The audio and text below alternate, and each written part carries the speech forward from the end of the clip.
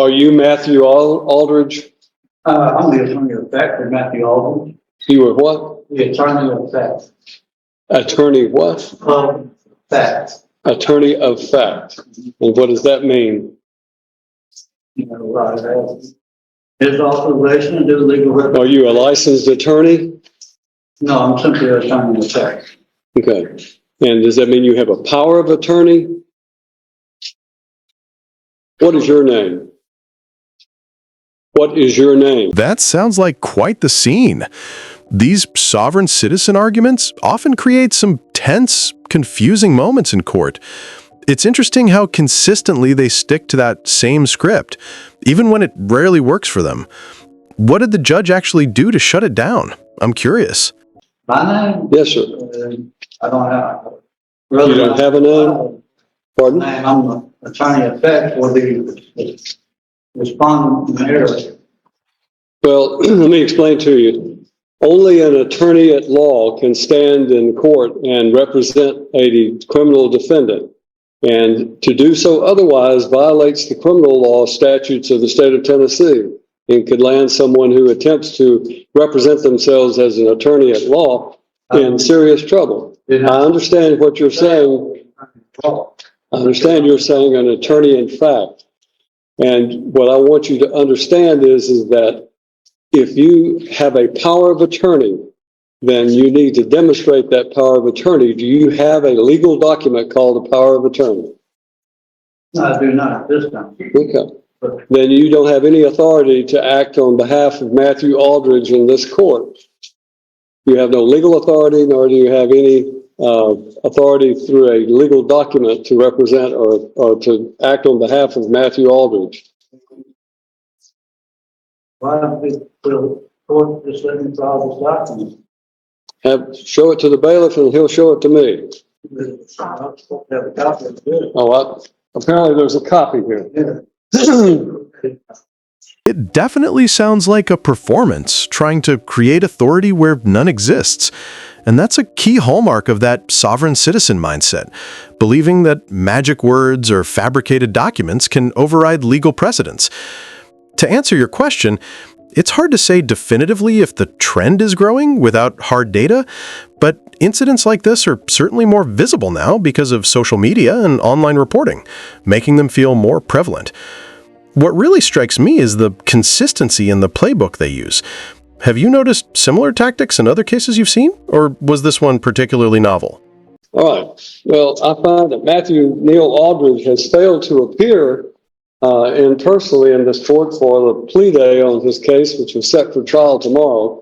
And as a result, you have no standing, sir, under what I know what you're trying to do is to try to use the sovereign citizen approach to this situation. And I'm simply telling you that you do not have the right to represent Matthew Neal Aldridge. If you are, in fact, Matthew Neal Aldridge, then you need to say so and stop this nonsense, because what you're attempting to do has no legal effect. You cannot challenge the criminal law or the jurisdiction of this court by simply filing some legal mumbo jumbo having to do with civil litigation. That has civil litigation in it. It is not a criminal case that you have cited. So it has no effect on this court regarding the criminal statutes of this court. This court is empowered under the Constitution of the United States of America and the Constitution of the state of Tennessee, and by the duly elected citizens of Cheatham County to empower and enforce the laws of the state of Tennessee. And that is what I'm going to do regarding Matthew Lynn Aldridge.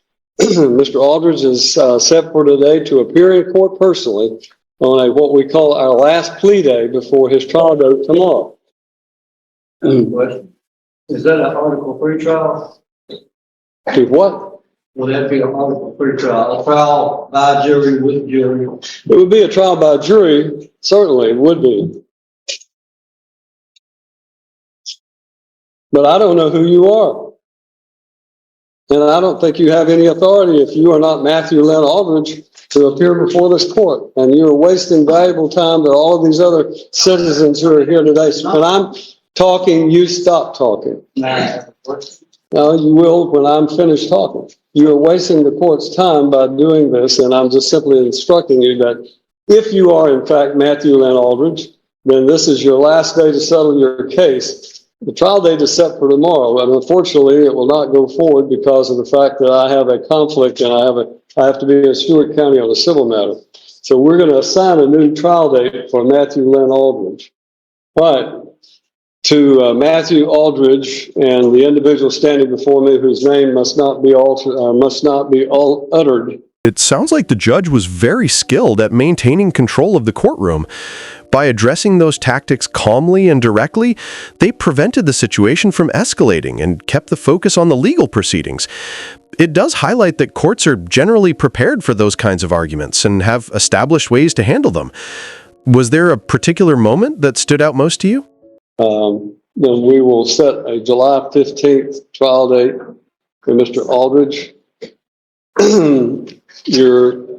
Whatever this document is that you have filed is in fact invalid because it does not cite any valid criminal statute, and therefore I'm denying whatever that might be in the way of a motion. The trial date will be July 15th. The last day for Mr.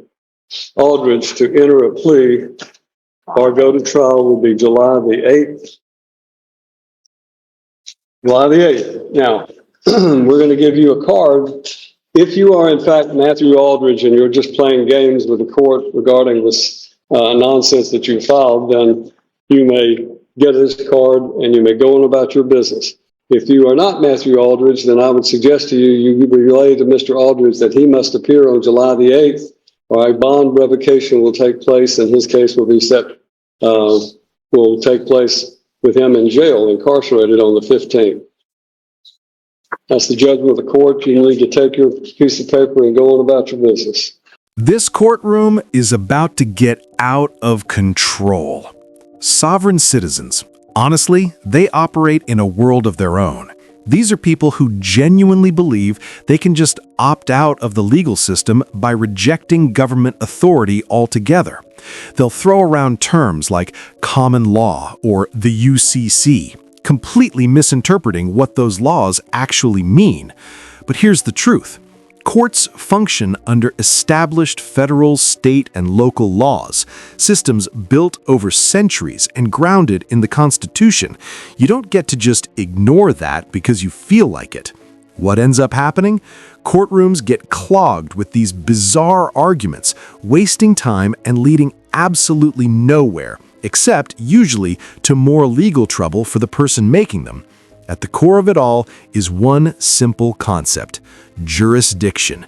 If you're within a court's geographic reach, its authority applies to you, no matter what arguments you try to invent.